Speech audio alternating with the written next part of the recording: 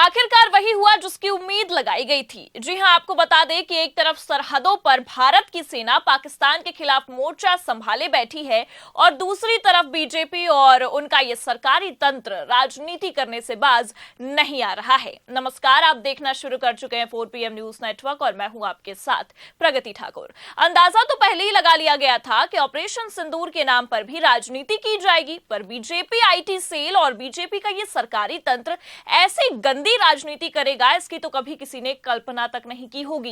एक तरफ बीजेपी का सरकारी चैनल विपक्ष को गद्दार बता रहा है, तो दूसरी तरफ खुद बीजेपी के आईटी सेल ने सारी हदें पार करके रख दी हैं, जिसे लेकर बवाल खड़ा हो गया है। और बवाल इतना ज्यादा बढ़ गया है कि विपक्ष ने बीजेपी की आईटी सेल की लंका लगाकर रख दी है।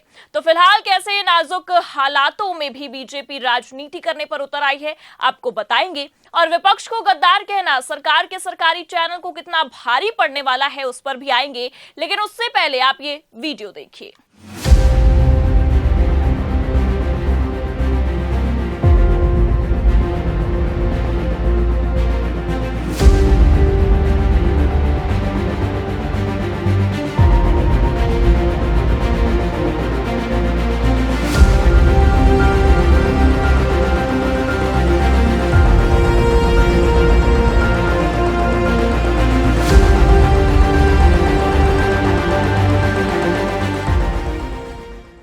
इस 31 सेकंड के वीडियो ने यह साफ कर दिया है कि बार बार बीजेपी इस आपदा भरी स्थिति में भी राजनीति करने से बाज नहीं आ रही है।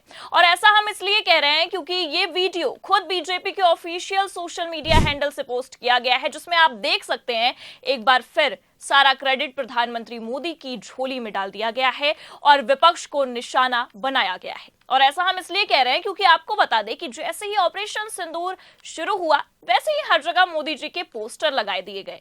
और हैरानी की बात तो यह है कि इस पोस्टर में केवल मोदी ही मोदी नजर आएंगे आपको। वहां पर सेना की पोस्टर को हटा दिया गया है, जिसमें इतना तो समझ में आ रहा है कि जो सेना लगातार साहस के साथ, मेहनत के साथ इस ऑपरेशन को अंजाम दे रही है, उसको ही अपमानित किया गया है। पहले आप ये वीडियो देखिए।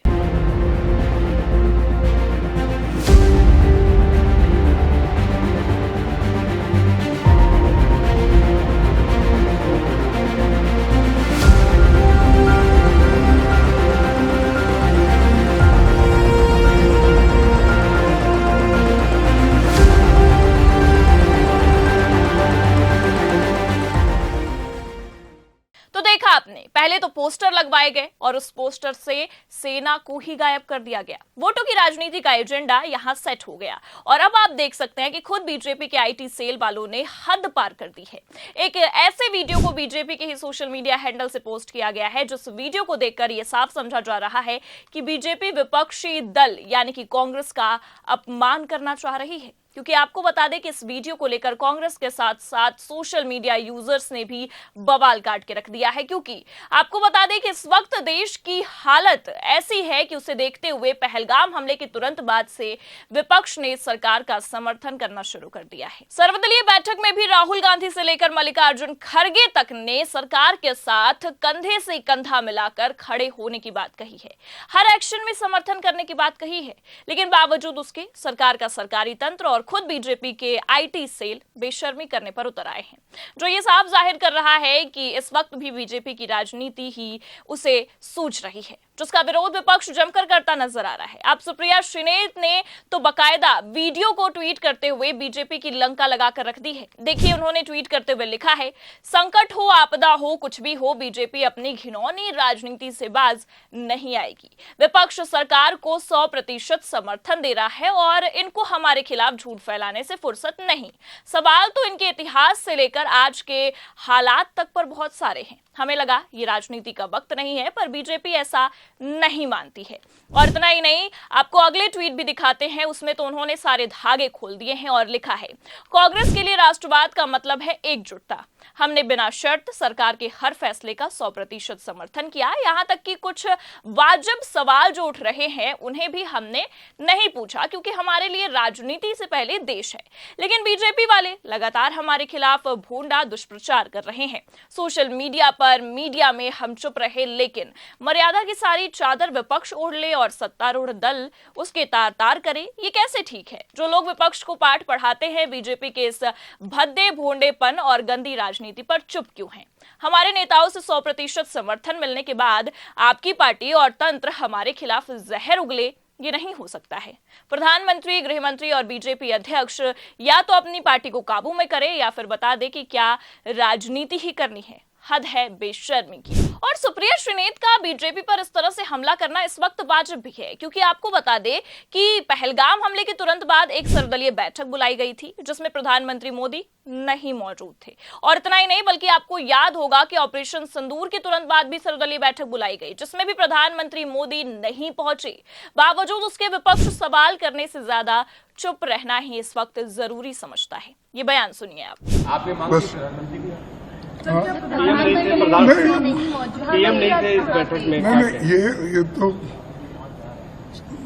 लास्ट टाइम भी हाजिर नहीं थे, इस बार भी नहीं है। ठीक है, ये उनकी मंशा है कि वो समझते हैं पार्लियामेंट के ऊपर है वो, तो ठीक है, जब वक्त आएगा पूछेंगे। लेकिन अब संकट की घड़ी है, इसमें कोई हम किसी को क्रिटिसाइज नहीं करना चाहते।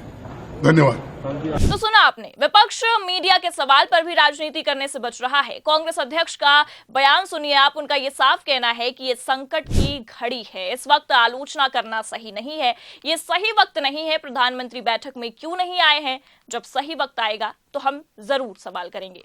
तो देख सकते हैं आप, एक तरफ कांग्रेस इस नाजुक स्थिति में राजनीति करने से बच रही है और वाजिब सवालों को भी इसलिए नहीं पूछ रही है क्योंकि ये सही वक्त नहीं है, और दूसरी ही तरफ बीजेपी का आईटी सेल और उनका सरकारी तंत्र विपक्ष को गद्दार बता रहा है। जी हां, आपको बता दें कि जनता के पैसों से चल रहा और सरकार के रहमो करम से पल रहे दूरदर्शन चैनल ने बेशर्मी की सारी हदें पार कर दी है।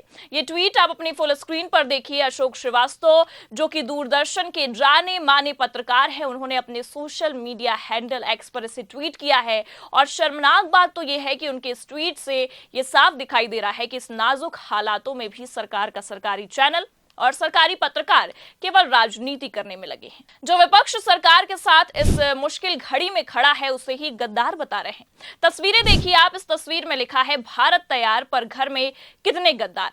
और हैरानी की बात तो यह है कि उस पोस्ट में फोटो लगे हैं कांग्रेस अध्यक्ष मल्लिकार्जुन खड़गे के, जिन्होंने मीडिया के सामने खुद किसी भी तरह की राजनीति करने से मना कर दिया था। मतलब बेशर्मी की हद पार है। एक तरफ कांग्रेस के अध्यक्ष हैं कि ये कह रहे हैं कि ये राजनीति करने या आलोचना करने का एक सही समय नहीं है क्योंकि देश इस वक्त संकट में है, और दूसरी तरफ आप देख सकते हैं सरकार का सरकारी चैनल खुद उसी अध्यक्ष को, उसी विपक्ष को गद्दार बता रहा है। मतलब हद पार हो चुकी है बेशर्मी की। क्या प्रधानमंत्री मोदी और गृह मंत्री अमित शाह को इस वक्त ये राजनीति नहीं दिखाई दे रही है? जिस वक्त समूचा विपक्ष उनके साथ खड़ा है, उस वक्त उनका सरकारी तंत्र और उन्हीं का आईटी सेल इस तरह की राजनीति कर रहा है। ऐसे में सवाल उठना लाजमी है कि आखिर जब गोदी मीडिया झूठ और प्रोपेगेंडा फैला रही है, जब सरकारी चैनल इस तरह से विपक्ष को गद्दार बता रहा है और ऐसी राजनीति हो रही है, तब बीजेपी आलाकमान ने चुप्पी क्यों साधी है? क्या इस वक्त उन्हें यह दिखाई नहीं दे रहा है या फिर वो देखना ही नहीं चाहते हैं? आपको क्या लगता है, क्या ये सही समय है ऐसी गंदी राजनीति करने का? क्या इस तरह के मामले पर बीजेपी आलाकमान को कुछ एक्शन लेना चाहिए? अपनी राय कमेंट करके जरूर बताइए। खबर कैसी लगी लाइक और शेयर जरूर करें, और अगर चैनल पर नए हैं तो सब्सक्राइब और ज्वाइन करना भी ना भूलें। देखते रहिए 4 PM न्यूज नेटवर्क। नमस्कार।